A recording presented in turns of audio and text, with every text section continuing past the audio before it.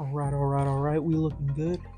Got the beautiful Christmas tree in the back because it's the closest I could think of to like anything like Donkey Kong jungle related anything. Hello. I have not posted on this channel in a very long time, so I'm trying something different.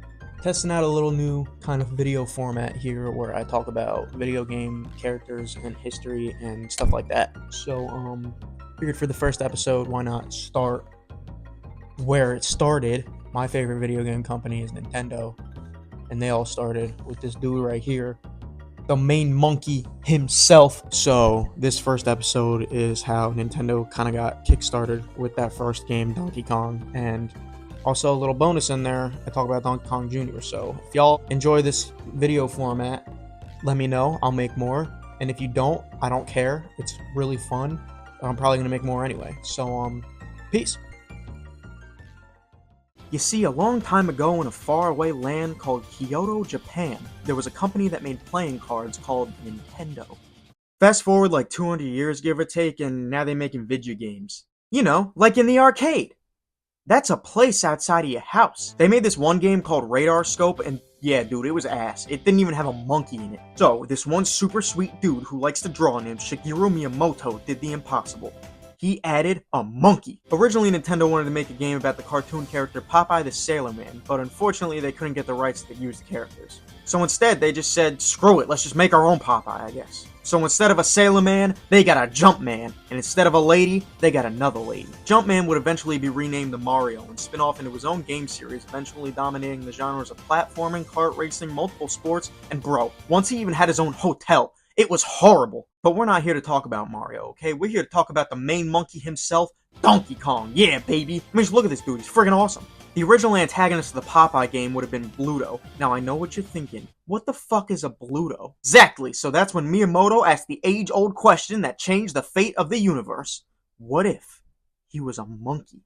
And so Donkey Kong was born. Donkey meaning stubborn for some reason, and Kong meaning, well, yeah, that guy. Listen, he tried his best, okay? I'm proud of him. Another great thing about Donkey Kong is that it's one of, if not the first ever video game with a story. So Mario here is a carpenter, and he has to get to the top of this building in order to save his girlfriend, originally named Lady, I think because she was a lady, but she eventually claimed her individuality and started going by Pauline. I hear she's into politics now. I wonder how she feels about Pauline has been kidnapped by Donkey Kong, this big angry gorilla who likes to throw barrels, steal women, and pretty much just be an absolute unit doing whatever he wants. Just not a chill guy for real. This dude just wants to ruin your day. Look at him. Donkey Kong was such a smash hit in the arcade, it got ported to every console known to man. From Atari to Intellivision to ColecoVision to Mr. Potato Head. But the one I'm most familiar with, the one that we're going to be talking about today, is the NES version. Because nothing says hell yeah like playing arcade games in your mom's basement. It's got 3 levels that repeat themselves. You got the classic red girders, the red girders with elevators, and this one where you make Donkey Kong fall 4 stories to land on his skull. However, there is an infamous missing level that's in the original arcade release of the game.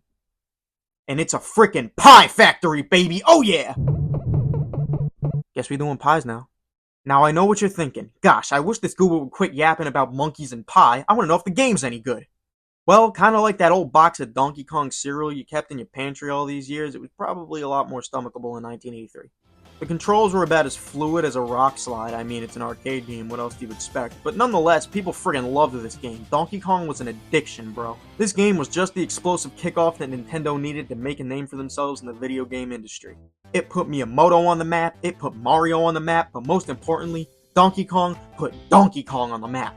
It's such a righteous origin story, too. It's like the 2 sons of Nintendo that started an empire, except one of the sons is Harry and one is Donkey Kong. They're like Thor and Loki, and Miyamoto is Odin. One would go on to be praised by their accolades by the masses, while the other would, I don't know, wear a tie, I guess. And then, everything changed when Nintendo threw the biggest curveball in video game history. Miyamoto asked the age-old question, what if Donkey Kong was a father? And so, a year later, in 1982, Nintendo gave us the stupidly clever name Donkey Kong Jr. There's not a whole lot to say about this character, but I didn't want to leave him out, so let's keep this quick. It's like Donkey Kong, but he's a little baby. Look at this artwork, he's freaking adorable. Little nugget. In this game, you play as DK Jr., and you have to climb vines, collect fruit, and avoid starving baby crocodiles, all to save your good old pappy from the evil Mario, who's keeping him locked in a cage. Now, this always bothered me. I know Mario personally. That's right, we're friends. He's a really nice guy, and he would never do something like this. So what I like to think is that these guys are evil zookeepers that happen to look just like Mario, also named Mario. If you got a better story, let me know, but you don't. Borderline, no matter what iteration you play, it's no doubt that Donkey Kong is the king of the video game jungle and remains second only to one. Funky Kong.